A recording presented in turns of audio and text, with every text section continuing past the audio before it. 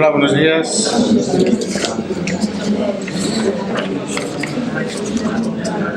Voy a dar la clase de anatomía ecográfica normal y malformaciones del tórax fetal. Esta clase está preparada por el doctor Plana, pero como no ha podido venir, la voy a dar yo. Bueno, lo primero que tenemos simplemente es un recuerdo biológico.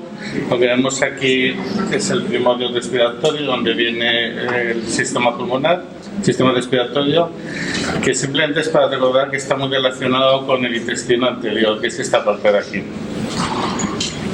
Aquí tenemos las fases de formación del pulmón. Como vemos, lo último que se forma son los alveolos. Son diferentes fases a nivel histológico de formación del pulmón. Aquí está la formación del diafragma. El diafragma se forma por el septum transverso, que es esto de aquí, que va creciendo el sentido transversal para unirse a las membranas pleuroperitoneales y al mesenterio esofágico. Esto es importante porque pueden aparecer dos agujeros que luego pueden dar patología. El agujero de Borale, que se encuentra a nivel posterolateral en la parte posterior, sobre todo izquierda, y el agujero de Morgani, que aparece en la parte anterior y que es nuevamente rectoesternal y más frecuente a nivel derecho. Que esto es lo que nos puede dar posteriormente la presencia de hernias diafragmáticas. Bueno, aquí tenemos imágenes normales de todas. Esto sería un tórax normal, aquí vemos la frecuencia torácica. Esto serían las costillas, lo que es la columna vertebral, el corazón, que siempre es importante recordar que se encuentra en la parte anterior, ocupa aproximadamente un tercio de la cavidad torácica, y el eje del corazón se dirige hacia la izquierda. Estos serían los pulmones. Aquí tenemos valores normales de frecuencia torácica. Es importante sobre todo para dar una hipoplasia torácica. En el caso de que sea una hipoplasia torácica, eso lo veremos más adelante. Aquí tenemos también otro corte a nivel de tórax. Vemos las costillas, la columna vertebral, el corazón. Aquí lo que se ve es la salida de la aorta, la aurícula derecha, el ventrículo derecho y el ventrículo izquierdo. Y los pulmones. Vemos más cortes. Lo que se determina es lo que es la frecuencia torácica, la forma de medirla. Por la parte de fuera vemos que aquí están las costillas, la columna vertebral y la posición del corazón, como he dicho antes, en la parte anterior, ocupando un tercio de la cavidad torácica y con la punta dirigida hacia la izquierda. Otro corte también. Este es un corte abdominal, simplemente está puesto para ver la altura a la que se hace el corte abdominal. Aquí vemos las costillas, el estómago y la vena umbilical. Tenemos otro corte, este corte es a nivel longitudinal, que vemos diferentes densidades. Esto sería el hígado, aquí vemos estómago, estos son los pulmones y el corazón. Vemos que se ve completamente diferente la densidad de una a otra, lo que nos permite diferenciar dónde estamos.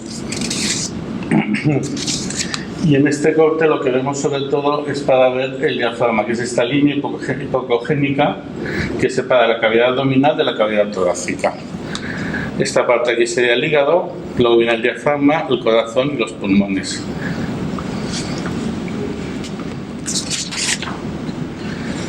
Esto es otro corte que es longitudinal, la columna vertebral. Lo que vemos aquí es la salida de la aorta. Esto es el callado con los troncos supraórticos y la aorta descendente. Eso sería un corte normal de la salida de la aorta, del callado de la aorta. Pasos a nivel de cuello. Estas son las cuerdas vocales que se ven aquí, cómo se mueven. Bueno, otra cosa que no solemos ver mucho, pero que también es importante ver, es el timo. El timo es esta formación que está por delante del tórax. Se ve en el corte de tres vasos. Esta es la vena pulmonar, la aorta y la cava, y por delante vemos una formación bilobulada, más o menos homogénea, que eso es el timo. Normalmente no nos fijamos en él. Es importante porque en el caso de que no lo veamos sería una hipoplasia tímica o una plasia tímica. Es algo muy poco frecuente, pero que aparece a veces y que en ocasiones se asocia a alteraciones cardíacas. Vamos con la patología. Bueno, esto es de lo que vamos a hablar, diferentes patologías de todas. La más frecuente, la hernia diafragmática, Pero bueno, aquí tenemos todo lo que puede aparecer. Esto es una coagulación, una hernia diafragmática completa, en que vemos que hay asas intestinales a nivel del tórax.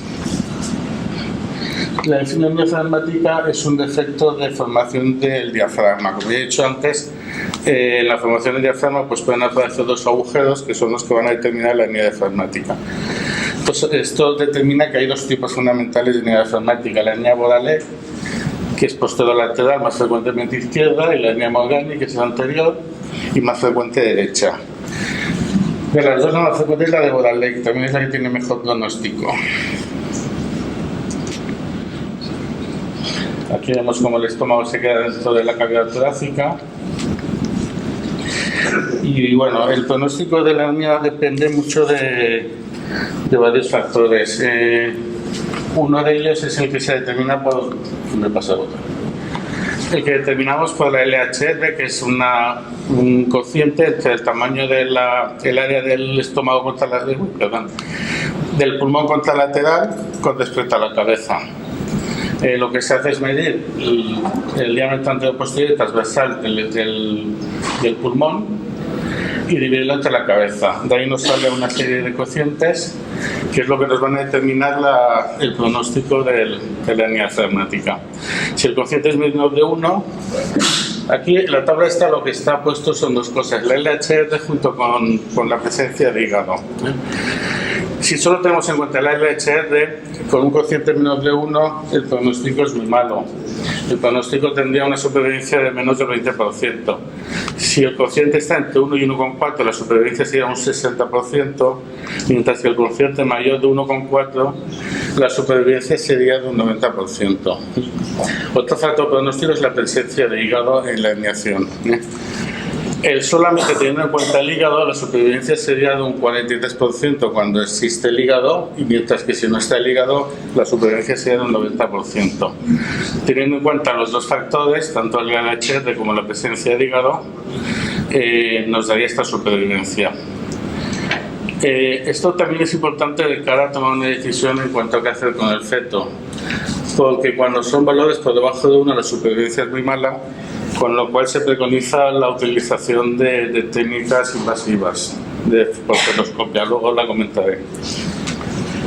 Aquí vemos la supervivencia que comentábamos, la presencia de hígado, que nos daría una supervivencia del 43% si aparece un hígado, y si no aparece hígado, la supervivencia sería del 93%. Bueno, esto es un ejemplo de cómo se tendría que hacer la medida del LHR. Aquí tenemos el pulmón contralateral, que es el pulmón teóricamente sano, que es lo que nos dice la posibilidad de supervivencia del feto este. Se toman las dos medidas y eso se divide, se multiplica entre sí y se divide por la frecuencia cefálica. Otro factor pronóstico es la asociación a diferentes síndromes. Malformaciones aparecen entre un 30-35%, mientras que alteraciones cromosómicas aparecen entre un 10 y un 15%.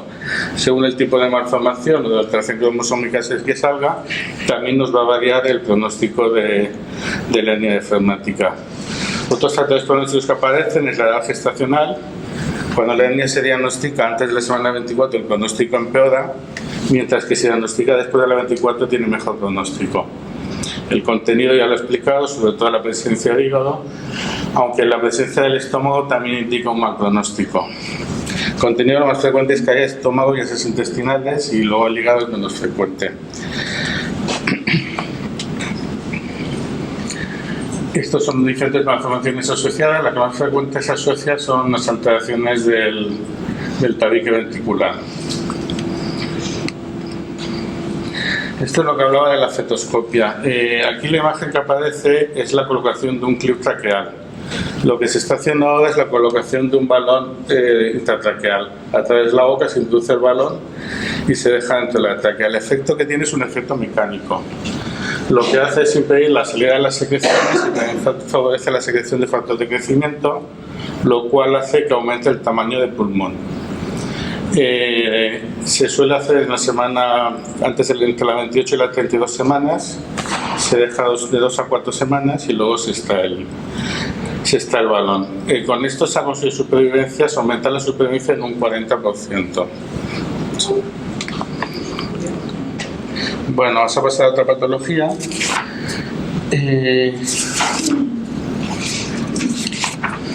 Aquí lo que tenemos es, bueno, esta diapositiva lo que intenta es diferenciar lo que es un MAC, una malformación adenoquística, de un secuestro. Esto sería un quiste broncogénico, que, bueno, en principio es bastante diferente de las otras dos patologías. Las principales diferencias: el MAC, la localización puede ser cualquiera a nivel del pulmón, mientras que el secuestro a nivel de fetal lo más frecuente es que se encuentre en el lóbulo inferior izquierdo del pulmón.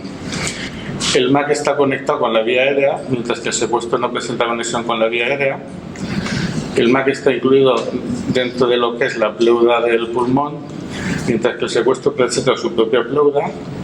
La vascularización del MAC depende del árbol bronquial, de los vasos pulmonares, mientras que la vascularización del secuestro depende de vasos mesentéricos en muchos casos. Transformamos aquí como la arteria le llega desde infradiafragmática. El MAC puede tener tamaño muy diferente, mientras que los secuestros suelen ser pequeños. Lo más importante, la diferencia entre un secuestro y un MAC, es la presencia de la arteria que vasculariza el secuestro. Aunque en cualquier caso, en un 40% de los casos, no hay diferencias entre uno y otro a nivel ecográfico, y la diferencia al final va a ser anatomopatológica. Bueno, vamos a hablar del MAC. El MAC es una displasia en la formación del tejido pulmonar, que hay un exceso de crecimiento del tejido bronquiolar, mientras que no aparece el tejido alveolar, no se desarrolla correctamente el tejido alveolar. Hay tres tipos fundamentales: el tipo 1, que se caracteriza por quistes grandes, normalmente entre 3 y 7 centímetros, pueden ser varios o puede aparecer un quiste único. El tipo 2, que son quistes pequeños de menos de 1,5 centímetros, y el tipo 3, que suele ser sólido o tener microquistes. El más frecuente de todos es el tipo 1, es el que tiene mejor pronóstico. Suele ser más pequeño, el 2 y el 3 suelen ser tumoraciones más grandes, lo cual empeora el pronóstico de supervivencia fetal. Aquí vemos un MAC, que sería esta formación que aparece aquí, que vemos que es más hiperdensa que el tejido pulmonar normal, con la presencia de los quistes en su interior. Esto es otro MAC, este es tipo 3, que lo que vemos es una zona más hiperdensa sin que haya quistes, simplemente es una hiperdeficiencia a nivel pulmonar. Igual que esto de aquí, sería otro MAC, tipo 3, que está desplazando el corazón, y este sería el tejido pulmonar normal.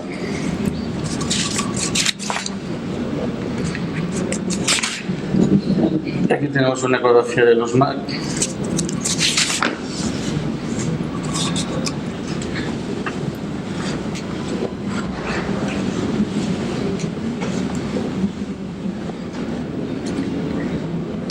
Vemos esta imagen, como es la zona hiperdensa a nivel pulmonar con los quistes en la periferia. Esto sería anatomopatológicamente. Esta zona aquí corresponde al MAC, que está desplazando el corazón. Y aquí a nivel posterior, que está también en MAC.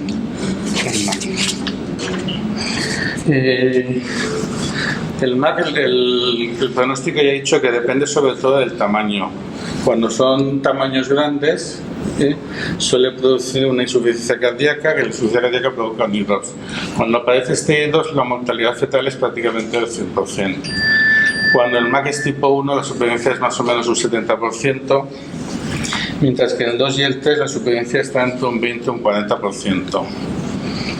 Muchas veces el MAC regresa espontáneamente, con lo cual no hay que hacer nada. En caso de que no regrese, hay gente que ha preconizado, sobre todo cuando son grandes o cuando hay quistes grandes, la punción del quiste, incluso la resección intraútero del MAC. En el caso de que no se haga esto, pues en el momento del nacimiento pues ya se interviene.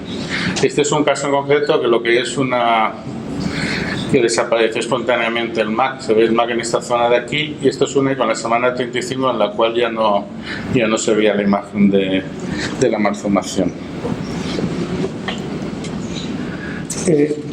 En cuanto a para determinar el tamaño del MAC, esto lo he comentado, hay quien ha sacado una fórmula similar a la del LHR, que es el CVR. CVR simplemente es un volumen, un coeficiente entre el volumen del MAC y el tamaño y la circunferencia cefálica. Cuando este cociente es mayor de 1,6, eso indicaría un mal pronóstico. Bueno, vamos con el secuestro. El secuestro pulmonar, ya he dicho antes, comentado un poquito antes, es la presencia de un tejido pulmonar que se encuentra fuera del pulmón. Se supone que la causa es que se arrastra en la formación de los vasos esplénicos que arrastran el tejido pulmonar, quedando este separado del pulmón normal.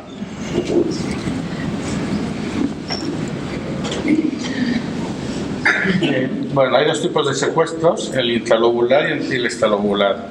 Tened en cuenta que a nivel el intralobular suele ser postnatal, se suele deber a infecciones y procesos fibrosos dentro del pulmón, mientras que el que suele aparecer en los fetos es el extralobular. Es mucho más frecuente el intralobular, pero nosotros en la ecografía no lo vamos a ver por lo que he dicho, que suele ser más postnatal, mientras que el extralobular suele ser el que vemos en las ecografías, aunque es mucho menos frecuente. Como el intralobular suele aparecer en un 75% de los casos. Las diferencias, sobre todo el intralobular presenta la misma pleura del pulmón, no presenta una pleura independiente, mientras que el lobular la pleura es independiente. La vascularización intralobular es la que presenta el pulmón, mientras que la vascularización del extralobular proviene o directamente de la aorta o de vasos mesentéricos. Normalmente la localización del extralobular aparece en el lóbulo pulmonar izquierdo, con más o menos un 70-80%. En algunos casos puede ser también mediastínico, paraesofágico o incluso a veces es infradiafragmático. Aparece un lóbulo pulmonar que está por debajo del diafragma. En estos casos se puede asociar más frecuente a hernias diafragmáticas. Aquí vemos una imagen del secuestro, que lo más característico del secuestro a diagnosticar, aparte del área hipertrofingente que vemos en la base pulmonar, es la presencia de un vaso en el centro del secuestro. Este vaso es el vaso que hemos comentado que era anómalo, que venía habitualmente de origen mesentérico y que es lo que nos daría un diagnóstico diferencial con el MAC.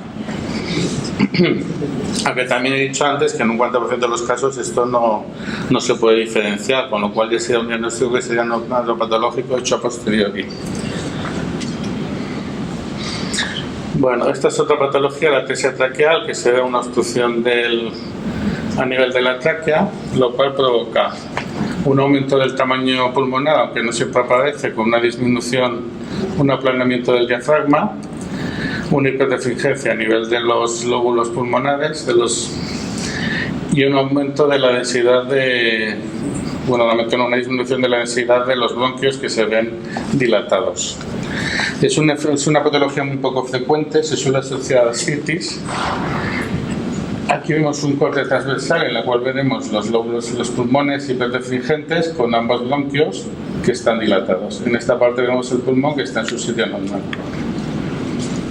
Y esto es lo que se suele asociar al síndrome de Fraser. El síndrome de Fraser es un síndrome bastante poco frecuente, es autosomio cortoexcesivo, asocia criptoftalmia, asocia sindactilia, alteraciones renales y la atresia traqueal. Y este es un caso de síndrome de Fraser. Bueno. Aquí vemos masas torácicas, algunas ya las hemos comentado, vamos a comentar las que faltan. Tenemos el quiste neuroentérico. El quiste neuroentérico es un quiste que se produce en la formación del intestino, en la cual hay una alteración en la migración del tejido, que dan a nivel torácico un quiste anecógeno generalmente, que se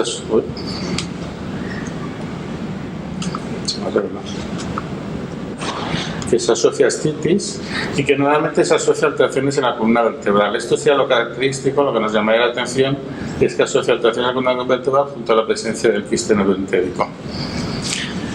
El quiste broncogénico es un quiste que se produce en la formación de los bronquiolos, produciéndose una dilatación, y entonces lo veríamos como una cavidad única, bien definida, anicógena completamente,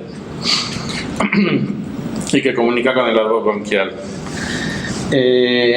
Habría dos tipos, uno los que aparecen de forma precoz, que son menos frecuentes.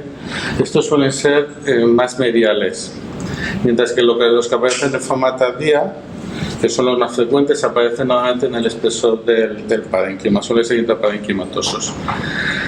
En algunos casos, como este de aquí, que es centro cardíaco, habría que hacer una segunda diferencia con la línea diafragmática. Normalmente tiene un buen pronóstico y no hace falta hacer nada con ellos. Luego, cuando ya el recién nacido, pues ya se intervienen. La esclerosis tuberosa es una enfermedad neurocutánea. Lo que produce son tumoraciones sobre todo a nivel de la piel, también en órganos, en diferentes órganos, lo más frecuente es a nivel cerebral. Y a nivel del tórax lo que produce son los radiomiomas cardíacos, que también pueden aparecer a nivel pulmonar. Son estas tumoraciones que se ven a nivel del corazón. Por eso siempre que observamos una alteración, un radiomioma, debemos pensar en la esclerosis tuberosa. La esclerosis tuberosa tiene una herencia autosómica dominante. Eso quiere decir que normalmente cuando lo vemos tiene que haber algún familiar afectado. Lo que pasa es que en muchos casos es una mutación que aparece de nuevo, con lo cual no tendríamos ningún antecedente. Bueno, linfangiomas son alteraciones del tejido linfático, de los vasos linfáticos, que aparecen unas dilataciones de diferentes tamaños irregulares.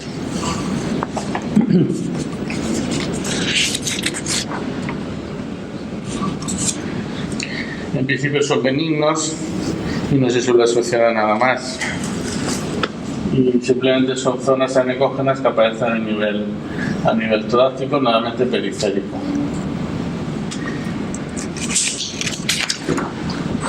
Bueno, el derrame pleural. El pleural hay muchas causas. Aquí vemos unas cuantas causas. Vemos que es muy diferente. El pronóstico varía mucho en función de cuál sea la causa que provoca el derrame pleural.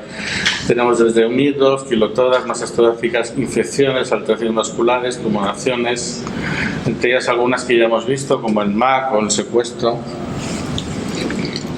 El derrame pleural, el problema sobre todo, bueno, la imagen ecográfica que nosotros vemos es una zona anecógena que rodea los pulmones y el corazón, ¿sí?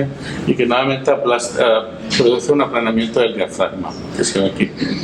Este caso es el mismo feto tras una punción y vaciamiento del derrame pleural. El problema del derrame pleural es el pronóstico. El pronóstico depende de dos factores. Por un lado está la causa que lo provoca, y por otro lado está la hipoplasia pulmonar por la compresión del pulmón por el derrame. Muchas veces el derrame, sobre todo cuando son idiopáticos, desaparecen espontáneamente, pero cuando son idiopáticos, pues es más difícil que desaparezca. Lo que se hace cuando son derrames grandes es puncionar el derrame para vaciarlo. De esa manera conseguimos que el pulmón vuelva a adquirir otra vez el tamaño normal. Como vemos aquí aparte hay un secuestro, pero bueno, vemos como el pulmón alcanza otra vez el tamaño normal, lo cual mejora el pronóstico del feto. En este caso aquí tenemos un derrame pleural que ocupa toda la cavidad torácica, dejando el corazón por delante y los pulmones que prácticamente no se ven. ¿Ves? Aquí tenemos otro. Este es un derrame pleural unilateral, con el pulmón que se ve aquí y el corazón.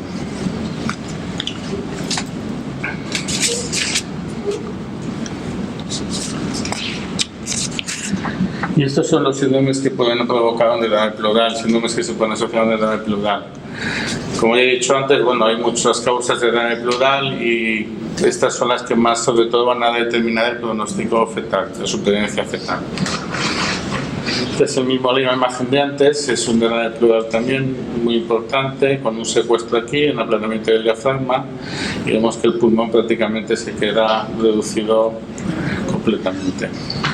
El problema del derrame pleural, ya lo he dicho, es la formación, el hecho de que produce una hipoplasia pulmonar. La hipoplasia pulmonar es lo que da el pronóstico del derrame pleural.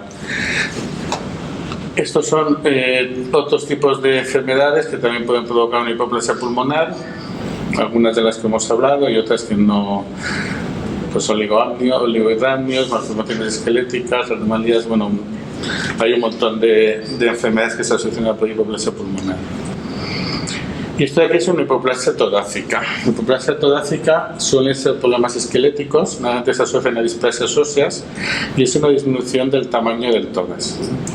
Nuevamente, el tamaño del tórax, hemos visto antes que teníamos una tabla, en la hipoplasia torácica el tamaño del tórax se encuentra por debajo del percentil 5 de lo que sería normal. Para hacer el diagnóstico de una hipoplasia torácica lo que se utiliza es el cociente entre el perímetro torácico y el perímetro abdominal. Cuando ese cociente es menor de 0,8, eso es lo que nos indicaría que había una hipoplasia torácica. Aquí tendremos la medición del perímetro torácico y esta es la medición del perímetro abdominal. Cuando el cociente es por debajo de 0,8 sería una hipoplasia torácica. Este es normal, es este de 89.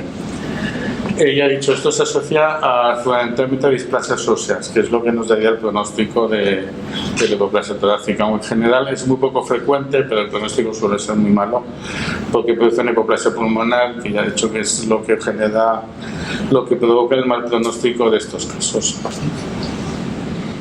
Ya está.